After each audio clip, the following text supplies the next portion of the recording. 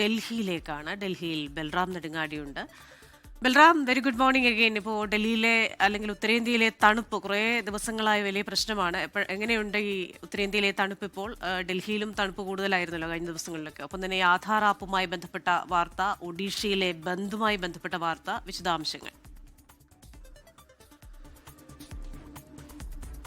Very good morning Christina സൂചിപ്പിച്ച പോലെ തന്നെ കഴിഞ്ഞ ദിവസങ്ങളിൽ അല്ലെങ്കിൽ കഴിഞ്ഞ ഏതാണ്ട് ഒരു മാസത്തിലേറെയായി ഉത്തരേന്ത്യയിൽ കടുത്ത തണുപ്പ് അനുഭവപ്പെടുകയാണ്. ശൈത്യതരംഗം ഉത്തരേന്ത്യയിൽ ഇപ്പോഴും തുടരുന്നു എന്നുള്ളത് തന്നെയാണ് ശ്രദ്ധേയമായ കാര്യം. പ്രത്യേകിച്ച് കഴിഞ്ഞ ഒരാഴ്ചയോളമായി ഹിമാലയൻ സംസ്ഥാനങ്ങളിൽ, ഹിമാചൽ പ്രദേശ്, ഉത്തരാഖണ്ഡ്, ജമ്മു കശ്മീർ തുടങ്ങിയ സംസ്ഥാനങ്ങളിൽ ശക്തമായ ശൈത്യതരംഗം അനുഭവപ്പെടുകയാണ്. വലിയ തോതിലുള്ള മഞ്ഞുവീഴ്ചയുണ്ട്. ഇത് ജമ്മു കശ്മീരിലെയും ഹിമാചൽ പ്രദേശിലെയും വ്യോമ സർവീസുകളെ പോലും ബാധിച്ച സാഹചര്യം ഉണ്ടായിരിക്കുന്നു. നിരവധി റോഡ് അപകടങ്ങൾ ഉൾപ്പെടെ ഉണ്ടായ സാഹചര്യം ഉണ്ട്.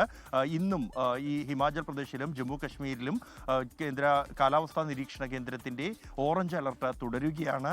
വ്യോമഗതാഗതത്തെ ഇന്നും ബാധിച്ചേക്കും എന്ന റിപ്പോർട്ടുകൾ തന്നെയാണ് പുറത്തു വരുന്നത്. ഇതോടൊപ്പം തന്നെയാണ് ഒഡീഷയിൽ ഇന്ന് കർഷകരുടെ ബന്ദ് പ്രഖ്യാപിച്ചിട്ടുണ്ട്. നവനിർമ്മാൺ കർഷക സംഘടനയുടെ നേതൃത്വത്തിൽ പ്രഖ്യാപിച്ചിരിക്കുന്ന ഈ ബന്ദിന് കോൺഗ്രസും CPI അടക്കമുള്ള പാർട്ടികൾ പൂർണ്ണ പിന്തുണ പ്രഖ്യാപിച്ചിട്ടുണ്ട്. രാവിലെ 6 മണി മുതൽ ഉച്ചയ്ക്ക് 2 മണി വരെയാണ് നെല്ല് സംഭരണം അടക്കമുള്ള വിഷയങ്ങൾ ഉയർത്തിക്കാട്ടിയുള്ള കർഷക സംഘടനയുടെ ബന്ദ്, ഒഡീഷ ബന്ദ് നടക്കുന്നത്. ഇതോടൊപ്പം തന്നെ ഇന്ന് ശ്രദ്ധേയമായ മറ്റൊരു നടപടി ഉണ്ടാകുന്നത്, അല്ലെങ്കിൽ വാർത്ത വരാൻ പോകുന്നത്, ഈ ആധാറിന്റെ പുതിയ ആപ്ലിക്കേഷൻ ഇന്നു മുതൽ തുറക്കുകയാണ്, അല്ലെങ്കിൽ ഇന്നു മുതൽ പ്രാബല്യത്തിൽ വരികയാണ്. ഒട്ടേറെ പ്രത്യേകതകൾ, നിലവിൽ ജനങ്ങൾ അനുഭവിക്കുന്ന ഒട്ടേറെ ബുദ്ധിമുട്ടുകൾക്ക് പരിഹാരം നൽകാൻ കഴിയുന്ന തരത്തിലുള്ളതാണ് പുതിയ ആപ്ലിക്കേഷൻ.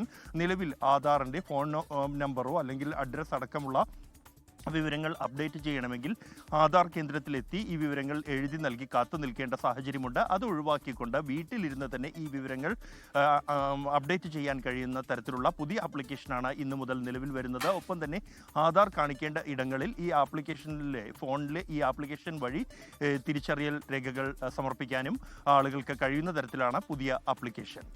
ക്രിസ്റ്റീന. ശരി, രാജ്യതലസ്ഥാനത്ത് നിന്ന് നമ്മൾ ഇന്ന് ശ്രദ്ധിക്കേണ്ട ചില വാർത്തകളാണ് ബൽറാം നെടുങ്ങാടി ഡൽഹിയിൽ നിന്ന് പ്രേക്ഷകരുമായി പങ്കുവച്ചത്. ലോകത്തെവിടെയായാലും ഏത് സമയത്തും 24 വാർത്തകളും ഓഗ്മെന്റഡ് റിയാലിറ്റി പാക്കേജുകളും എക്സ്പ്ലെയിനറുകളും വിശദമായി കാണാൻ ഞങ്ങളുടെ YouTube ചാനൽ നിങ്ങൾക്ക് സബ്സ്ക്രൈബ് ചെയ്യാം.